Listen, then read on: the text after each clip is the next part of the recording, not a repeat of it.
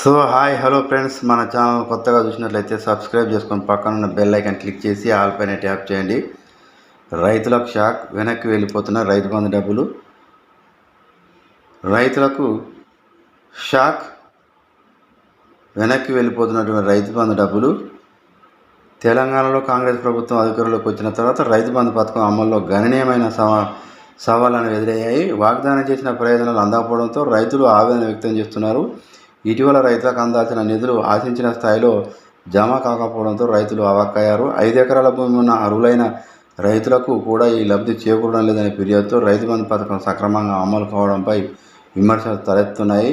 రైతుల ఖాతాలోకి నిధులు జమ చేయడంలో అధికారుల నిర్లక్ష్యమే ఈ సమస్యకు ప్రధాన కారణంగా పేర్కొంటున్నారు. ఖాతా నెంబర్లు, చిరునామా మరియు పేర్లు తప్పులు, అలాగే ఖాతా ఫ్రీజింగ్ మరియు డిఫాల్ట్ వంటి వివిధ సమస్యలను రైతుల ఖాతాల పరిశీలనలో గుర్తించారు.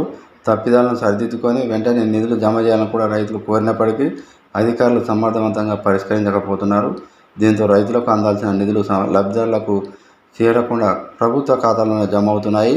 దీనికి ప్రతిపక్ష బీఆర్ఎస్ కాంగ్రెస్ ప్రభుత్వంపై నిరసనలు తీవ్రతరం చేసింది. బీఆర్ఎస్ అధినేత కేసీఆర్ ప్రభుత్వం ఇచ్చిన హామీలు నెరవేర్చడం విఫలమైందని కూడా విమర్శించారు. వ్యవసాయ శాఖ మంత్రి తుమ్మల నాగేశ్వరరావు సమస్యను గుర్తించిన కేసీఆర్ కొంతమంది రైతులు వాటి ప్రయోజనాలు ఇంకా అందలేదని కూడా పేర్కొంటున్నారు.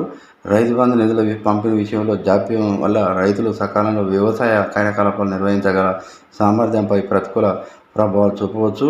రైతు బంధు పథకానికి సంబంధించిన సమస్యలను ప్రభుత్వం వెంటనే పరిష్కరించి రైతులకు అందాల్సిన ప్రయోజనాలు సకాలంలో అందజేసేలా చూడాల్సిన అవసరం ఉందని కూడా వ్యవసాయ శాఖ నిపుణులు చెప్తున్నారు. సో ఇలాంటి లేటెస్ట్ న్యూస్ మీకు రావాలంటే సబ్స్క్రైబ్ చేసుకొని పక్కన ఉన్న బెల్ ఐకాన్ క్లిక్ చేసి ఆల్ పైన ట్యాప్ చేయండి.